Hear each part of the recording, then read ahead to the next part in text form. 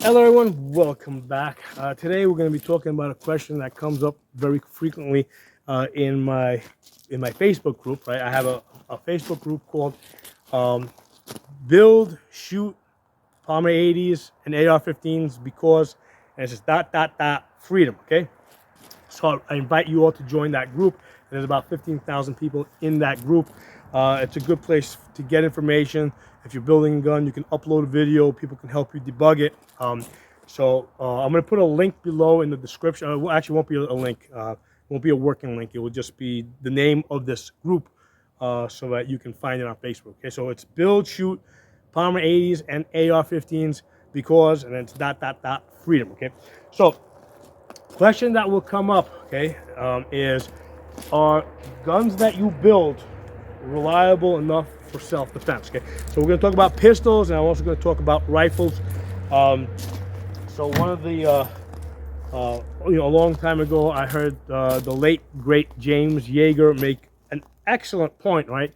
And his point was that unless you're in the business of building guns, you're not going to build a gun as good as a manufacturer that builds thousands of them. Okay, so that is a very fair point.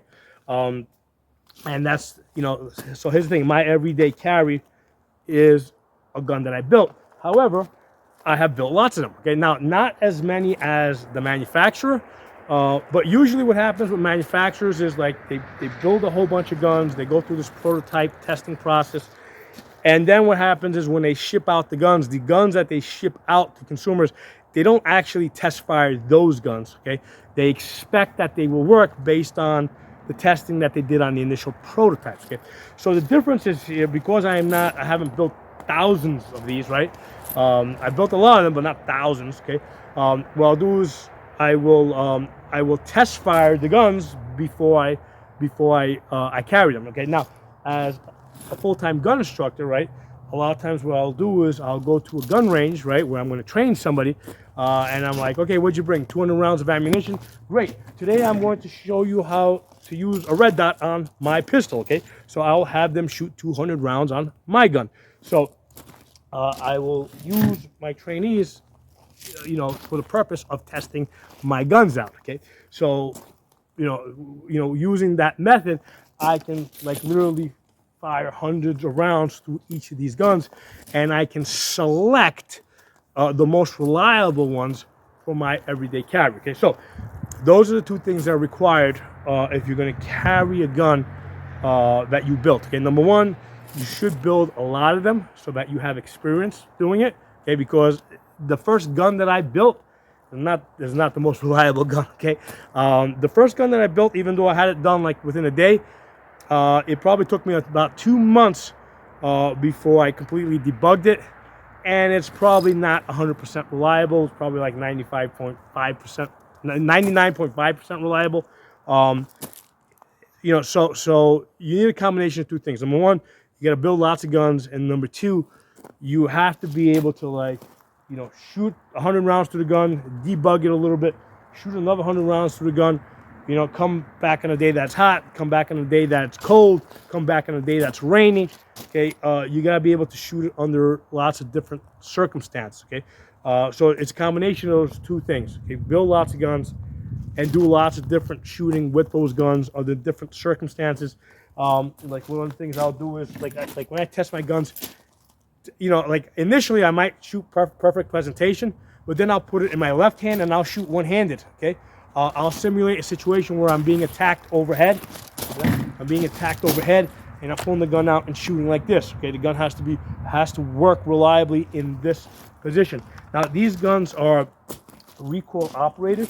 Okay, so what that means is that in order for the gun to work, the frame has to stay steady while the slide is moving back and forth. Okay, if the whole gun is moving around, what that means is that the slide's not going to come back all the way, and you're going to get a jam. Okay, so even with a factory gun, okay, the two things that here's the thing: even a factory Glock semi-automatic is not 100% reliable. Okay, because I can take any brand new or used Glock, and I can force a jam, with bad grip. Okay, I mean I can do it to any Glock. I've done it repeatedly. Okay, because the gun, it depends on the recoil in order for it to slide. So number one, the frame has to be held firmly so that the slide is running back and forth without the frame moving.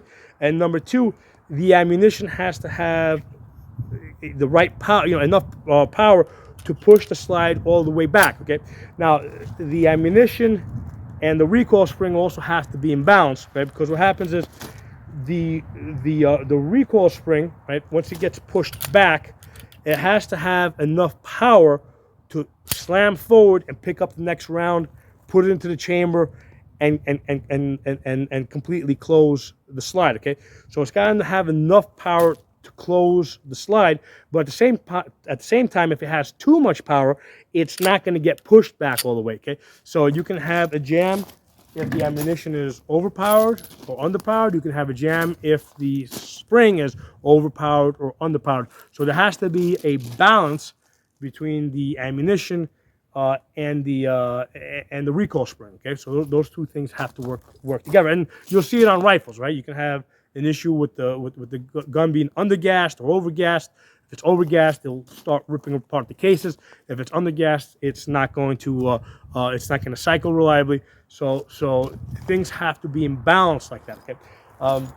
So as far as building a gun, what I do is I build a whole bunch of guns, and then I select the ones that are most reliable for everyday carry. Okay. So things that could go wrong is, I mean, initially, if you're new to this, there might be an error with the frame that you might have built.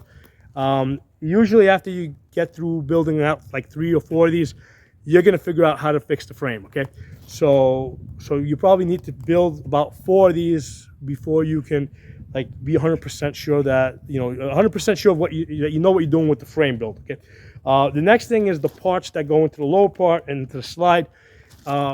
A lot of people will solve that by getting OEM stuff. Back in 2020, 2021, when I was building these, it was really hard to get OEM stuff. So I was getting aftermarket stuff. Okay, so I had to get a lot of stuff, and now you have stuff coming from different manufacturers. So I had to do some mixing and matching, a lot of swapping to get the guns to work reliably. Okay, so now, even if you get all OEM stuff, okay, sometimes you can have tolerance issues, right? Where you got even stuff coming from the same manufacturer, same factory.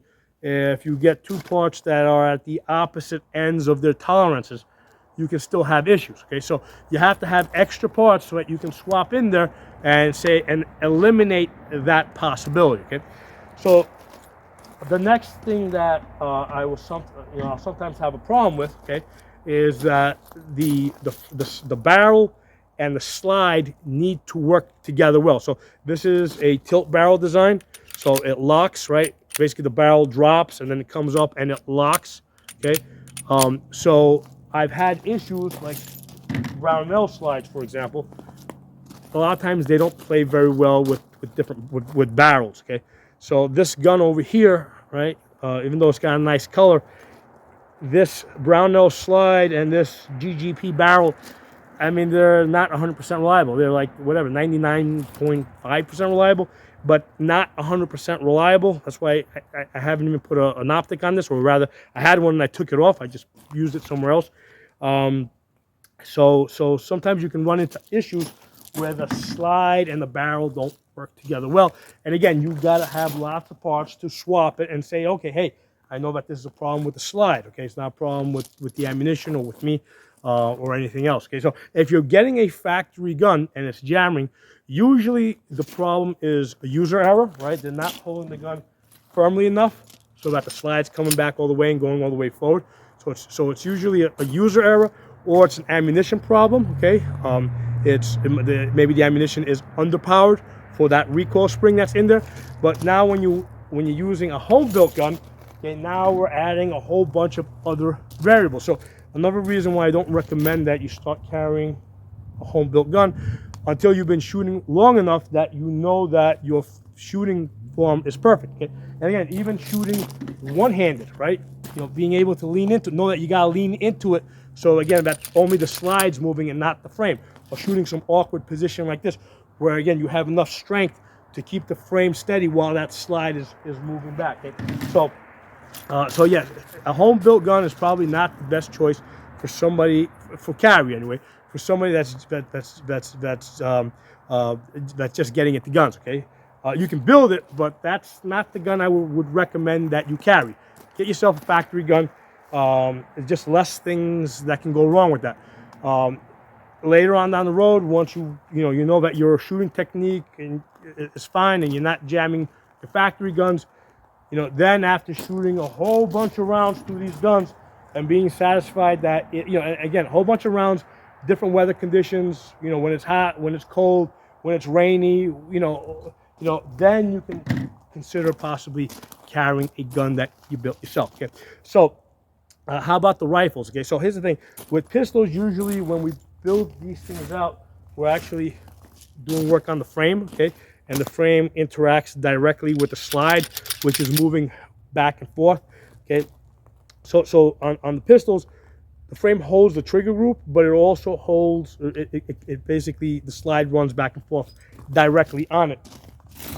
With the rifles, first of all, when people say that they built the pistol, it usually implies that they finished an 80% frame. Okay, usually when people say that they built a rifle, usually that normally applies just assembly. Okay, they bought a finished lower and they just assemble parts, so that really minimizes the chance of things not working well. But if you milled out the lower receiver, okay, remember the bolt is running inside of the upper, which is factory made. Okay, so all you got to know is that the trigger group is working good inside of the lower, that the magazine's going in and out and dropping reliably, and as long as the upper and the lower attach, that decreases the chance that that you might have made an error with the lower that is going to cause